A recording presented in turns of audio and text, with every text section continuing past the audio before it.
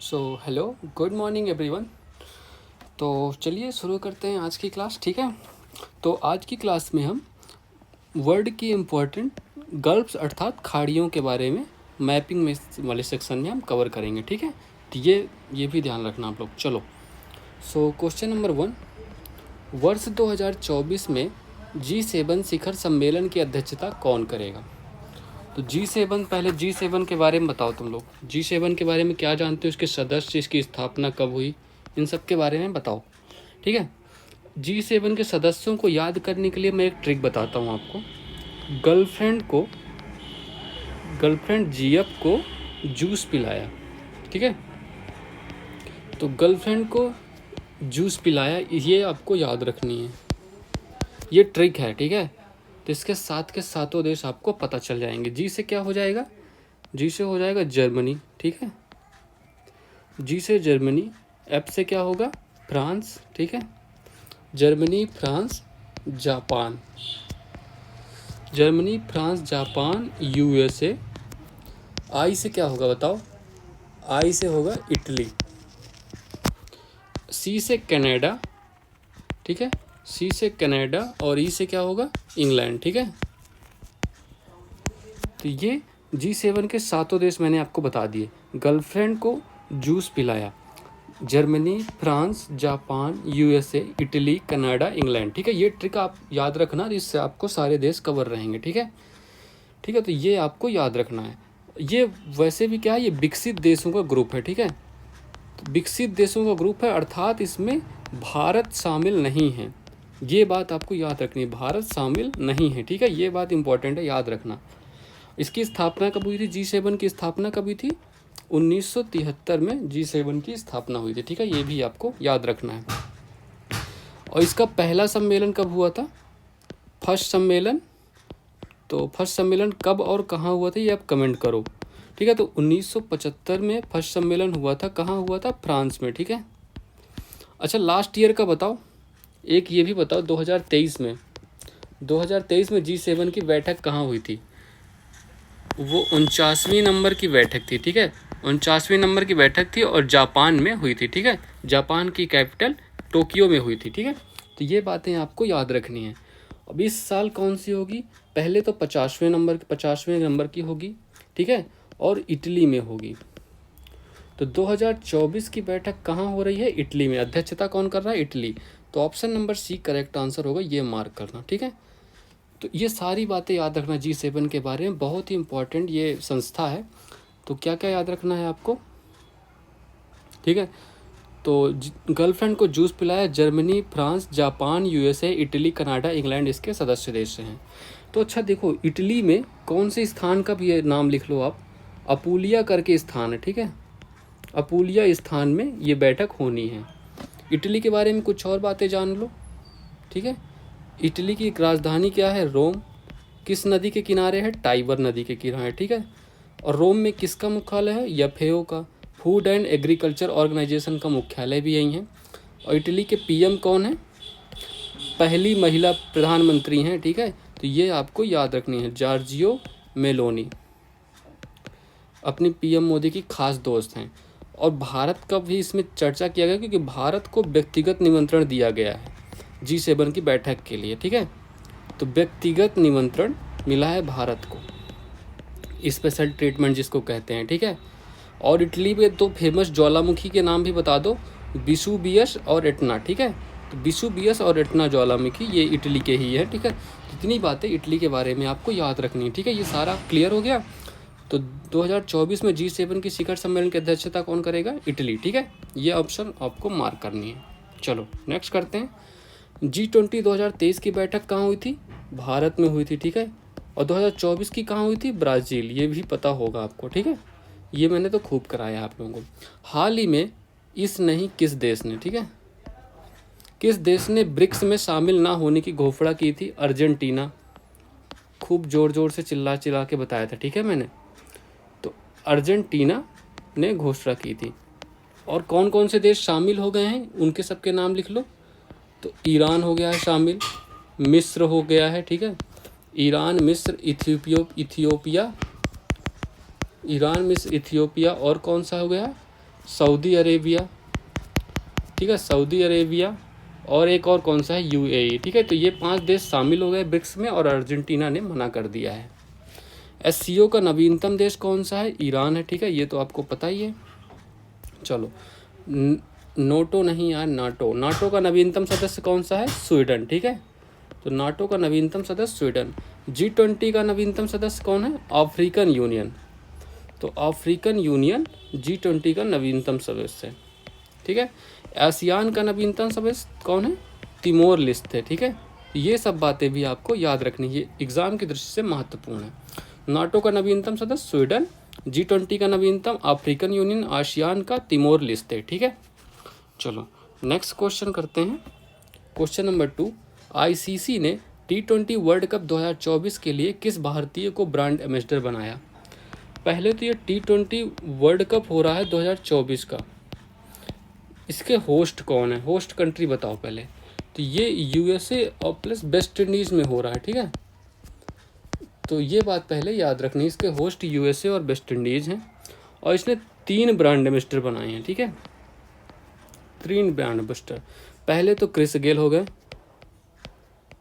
Chris Gayle T20 के जाने माने खिलाड़ी।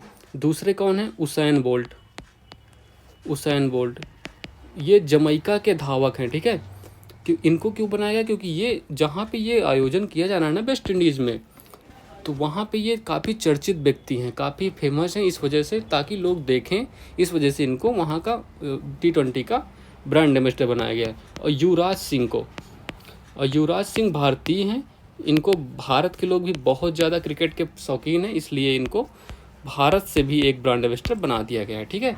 तो युवराज सिंह आपका करेक्ट आंसर होगा, ऑप्शन नंबर बी, ठीक है, ये मार्क कर लेना। और कुछ बातें और जान लो, 20 टीमें होंगी, ठीक है, 20 टीम शामिल होंगी, 20 टीम शामिल होंगी। अच्छा ये बताओ, फर्स्ट T20 वर्ल्ड कप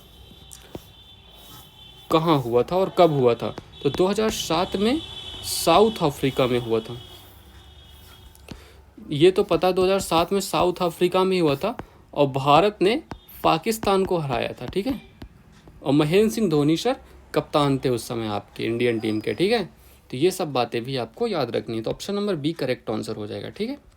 चलो, अंकटाड की रिपोर्ट के अनुसार 2023 में सेवा क्षेत्र निर्यात में वैश्विक स्तर पर भारत का कौन सा स्थान है। तो वैश्विक स्तर का भारत पर 7वां स्थान है, 7वां स्थान है, ठीक है। और पहला स्थान किसका है, यूएसए का पहला स्थान है, ठीक है। इलेक्ट्रॉनिक्स एक्सपोर्ट्स में शीर्ष पर कौन सा राज्य है, तमिलनाडु, ठीक है। तमिलनाडु इलेक्ट्रॉनिक्स के सामान एक्सपोर्ट करने में शीर्ष पर है। अनुसंधान में भारत का कौन सा स्थान है, अनुसंधान में भारत की 4थी रैंक है, ठीक है। फायर पावर में भी 4थी रैंक है, ठीक है। ये मैंने रैंक तो बहुत कराई है, आपको याद होंगी सारी वैसे, ठीक है। तो सेवा क्षेत्र के निर्यात में भारत का 7वां स्थान है, इलेक्ट्रॉनिक्स एक्सपोर्ट्स में तमिलनाडु शीर्ष पर है, अनुसंधान में 4था स्थान है, ठीक है। चलो नेक्स्ट क्वेश्चन करते हैं। हाल ही में किस कंपनी को नवरत्न का दर्जा प्राप्त हुआ है। पहले तो बताओ नवरत्न का दर्जा प्राप्त कब होता है, ठीक है। 3 प्रकार की कंपनियां होती हैं, नवरत्न, मिनी रत्न पहले, ठीक है, मिनी रत्न, नवरत्न, महारत्न।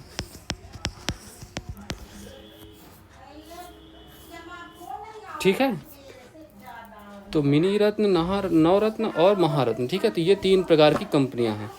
तो नवरत्न का दर्जा कब प्राप्त होता है, जब 1000 करोड़ का इन्वेस्टमेंट हो जाता है, ठीक है। 1000 करोड़ का जब इन्वेस्टमेंट हो जाता है तो नवरत्न का दर्जा प्राप्त होता है, ठीक है। चलो, तभी हाल ही में 3 कंपनियों को IREDA, national fertilisers,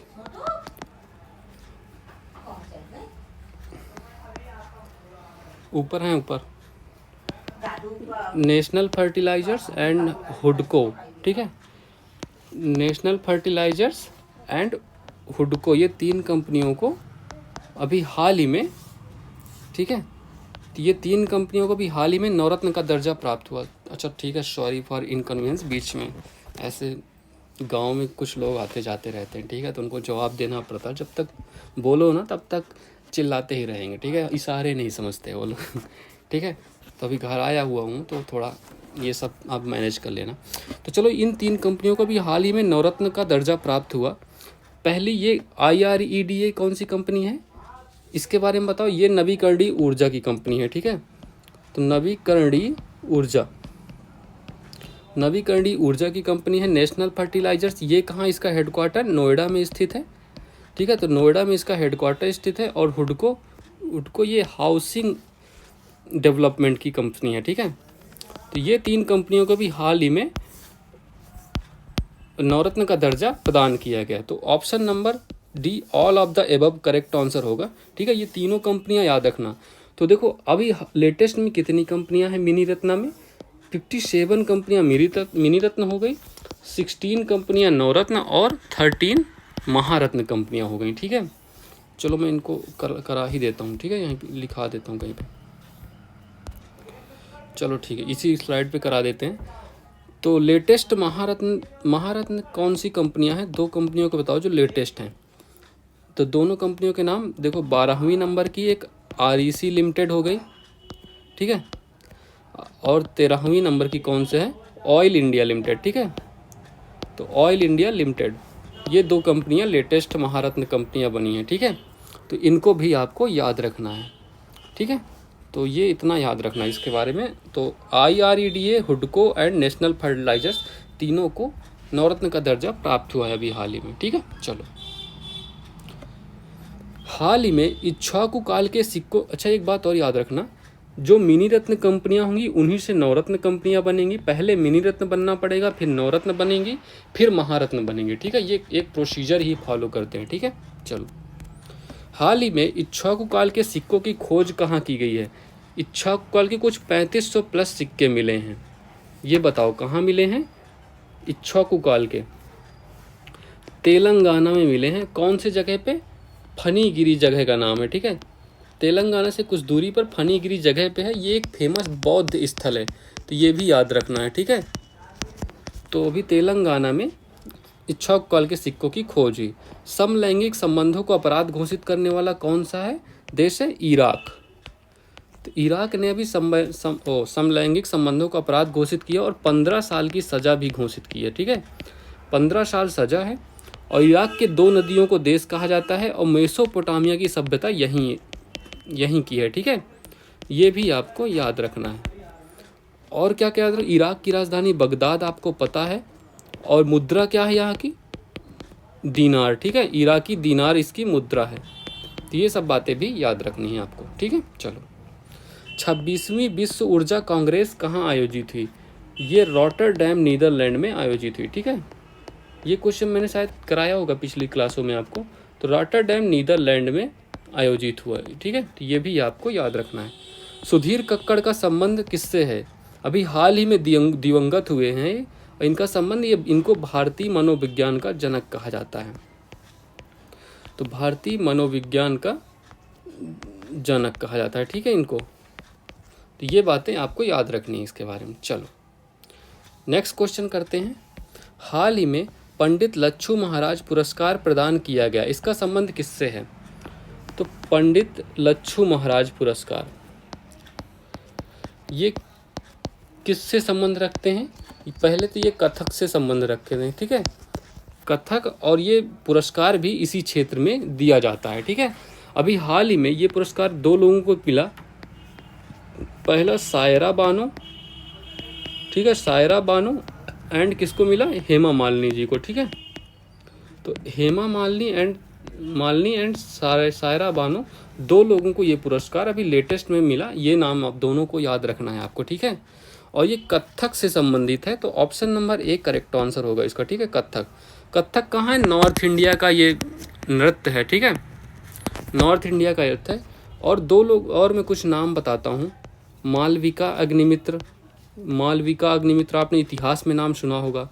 Sitara Devi, ये भी सुना होगा। तो ये सब कथक से रिलेटेड हैं, ठीक है। ये इनका सबका संबंध कथक से ही है। तो ऑप्शन नंबर 1 करेक्ट आंसर होगा, ठीक है। चलो, तो सायरा बानो और हेमा मालिनी को अभी हाल ही में ये पुरस्कार प्राप्त हुआ, ठीक है। पंडित लच्छू महाराज जी कथक से संबंध रखते हैं, ठीक है। चलो, भारत के 8 शास्त्रीय नृत्य, भारत के 8 शास्त्रीय नृत्यों के बारे में बताओ आप, ठीक है। तो पहला हो गया भारतनाट्यम, ये किस राज्य से संबंधित है? ये तमिलनाडु राज्य से संबंधित, ठीक है। दूसरा कौन सा है? कुचिपुड़ी, कुचिपुड़ी कहाँ से संबंधित है ये भी बताओ? कुचिपुड़ी आंध्र प्रदेश, ठीक है, कुचिपुड़ी आंध्र प्रदेश। कथकली, कथकली कहाँ से संबंधित है? ये केरला से। ये शॉर्ट फॉर्म अब समझ जाना, मैं बोल रहा हूँ वैसे, ठीक है। कथकली केरला से। और कथक कहाँ से? नॉर्थ इंडिया में, मूलतः यूपी से संबंधित है, ठीक है। और नेक्स्ट कौन सा है? ओडिसी, ओडिसी कहाँ से संबंधित है? ओडिशा से, ठीक है। मणिपुरी, मणिपुरी कहाँ से संबंधित है? नाम से ही पता चलता है, मणिपुर से संबंधित है, ठीक है। मोहिनी अट्टम कहाँ से संबंधित है? ये फेमस है। तो मोहिनी अट्टम कहाँ से संबंधित है? मोहिनी अट्टम भी केरल से संबंधित है, ठीक है। अभी लेटेस्ट कौन सा है? सत्रिया, सत्रिया नृत्य है जो असम से संबंधित है। सत्रिया का क्वेश्चन आपको एग्जाम में सीधे पूछा जा सकता है। तो ठीक है, भारतनाट्यम तमिलनाडु, कुचिपुड़ी आंध्र प्रदेश, कथकली केरल, कथक यूपी, ओडिसी उड़ीसा, मणिपुरी मणिपुर, मोहिनी अट्टम केरल, सत्रिया असम। ये सबसे ज़्यादा इंपॉर्टेंट है अभी हाल ही में, ठीक है, क्योंकि ये लेटेस्ट है, आपके करंट से रिलेट करता है। चलो, ये कुछ मैंने पर्सन्स के नाम लिख रखे हैं, इनको बताना इनका संबंध किससे है। सोनल मानसिंह का संबंध किससे है? बताओ बताओ बताओ, सोनल मानसिंह, इन सब का संबंध बताना है आपको। और क्यों ना मैं आपको ये होमवर्क के लिए दे दूं, ठीक है। तो सोनल मानसिंह, यामिनी कृष्णमूर्ति, हेमा मालिनी, जल्दी जल्दी कमेंट करो, इनके नाम कमेंट करो जल्दी जल्दी, ठीक है। ये सब अभी मैं वेट कर रहा हूँ आपका, मैं तो बस कराऊंगा ही, बट आप इससे पहले, मुझसे पहले कमेंट कर दो, ठीक है। तो चलो, सोनल मानसिंह का संबंध किससे है? ओडिसी डांस से, ठीक है। तो ओडिसी डांस जो है ये सोनल मानसिंह का संबंधित है। यामिनी कृष्णमूर्ति, यामिनी कृष्णमूर्ति बताओ, ये भरतनाट्यम से संबंधित है, ठीक है। तो भरतनाट्यम से संबंधित है यामिनी कृष्णमूर्ति। राधा रेड्डी का संबंध किससे है? कुचिपुड़ी आंध्र प्रदेश, याद है ना, अभी अभी तो कराया मैंने। रुक्मणी देवी, नहीं देवी, यार क्या टाइप करते हैं ये लोग। रुक्मणी देवी का संबंध किससे है? भरतनाट्यम, ये भी ठीक है। तो रुक्मणी देवी भरतनाट्यम। हेमा मालिनी का संबंध मोहिनी अट्टम से, तो हेमा मालिनी मोहिनी अट्टम। और बैजंती माला का संबंध किससे है ये बताओ? ये भी भरतनाट्यम, ठीक है। तो ये भी है, कुछ आपको याद रखने हैं इनके बारे में। सोनल मानसिंह ओडिसी डांस है, यामिनी कृष्णमूर्ति भरतनाट्यम, राधा रेड्डी कुचिपुड़ी, रुक्मणी देवी भरतनाट्यम, हेमा मालिनी मोहिनी अट्टम, बैजंती माला भरतनाट्यम, ठीक है। चलो ठीक है, नेक्स्ट करते हैं। नेक्स्ट क्वेश्चन, हाल ही में प्रकाशित द विनर्स माइंडसेट बुक के लेखक कौन है? द विनर्स माइंडसेट बहुत ही अच्छी बुक है, ठीक है। तो ये बुक आप पढ़ना, इसको परचेज कर लेना, या PDF या जैसे भी मिले आप पढ़ना इसको, ठीक है। बहुत अच्छी बुक है अगर आप विद्यार्थी हो। तो चलो, इसके राइटर कौन है? शेन वाटसन जी इसके राइटर हैं, ठीक है। तो शेन वाटसन ने ये बुक लिखी है और प्रकाशित की है, ठीक है, हाल ही में। अच्छा, कुछ और बुक्स लिखता हूँ। सिक्स मशीन, नो स्पिन, ये दोनों बुक किसकी हैं? तो सिक्स मशीन हो गई क्रिस गेल की, ठीक है, क्रिस गेल की जीवनी है, ठीक है। और नो स्पिन शेन वार्न जी की, ठीक है। तो ये दोनों बुक भी आपको याद रखनी है। तो the winners mindset Shane Watson की बुक है, ऑप्शन नंबर 1 करेक्ट आंसर हो जाएगा, ठीक है। चलो ठीक है, नेक्स्ट करते हैं। निम्नलिखित रिपोर्ट कौन जारी करता है? एज ऑफ डूइंग बिजनेस, पहले ये रिपोर्ट आती थी बट अब नहीं आती, ठीक है। तो इसको वर्ल्ड बैंक जारी करता था। ये सब UPSC में डायरेक्ट सब प्रीवियस ईयर क्वेश्चन है, ये सारे क्वेश्चन पूछे गए हैं और डायरेक्ट पूछे जाते हैं। ग्लोबल इकोनॉमिक आउटलुक IMF जारी करता है।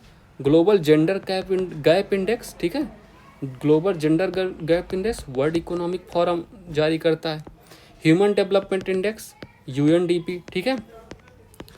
और वर्ल्ड इन्वेस्टमेंट रिपोर्ट कौन जारी करता है? अंकटाड, ठीक है।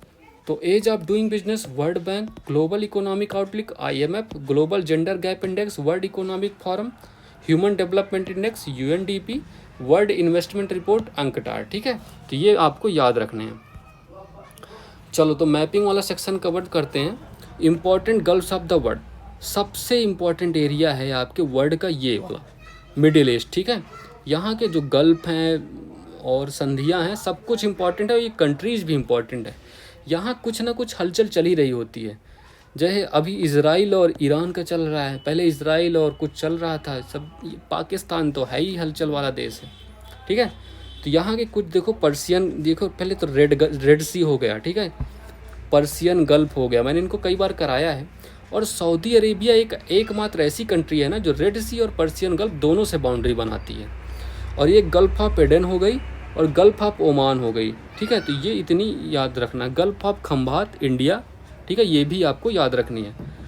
और ये संधि क्या कहलाती है, ये होर्मुज जल संधि है, ठीक है। तो होर्मुज जल संधि ये कहलाती है, इसका नाम याद रखना। और ये जल संधि क्या कहलाती है, बाब अल मंडेब, ठीक है। तो बाब अल मंडेब,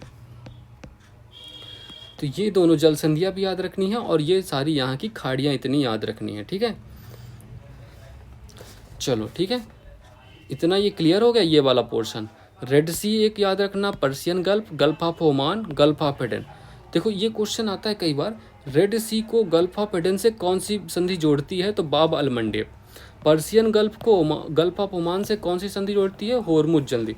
और इसी को ना आंसुओं का द्वार भी कहते हैं, तो आंसुओं का द्वार भी कहते हैं इसी को, ठीक है। और ये गल्फ ऑफ खंबाट इंडिया में है, ये पता ही होगा। चलो, एक ये इलाका है इसी के जस्ट ऊपर है, ठीक है, ये नॉर्थ सी वाला इलाका है, गल्फ ऑफ बोथानिया।